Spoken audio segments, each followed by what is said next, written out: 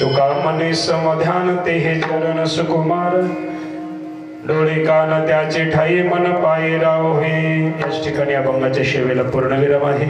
2 मिनिटं फक्त माझ्या राजांच्या सेवेसाठी। का सांगायचं वारकरी संप्रदायाच्या व्यासपीठावर माझ्या राजांचं महत्व दादा?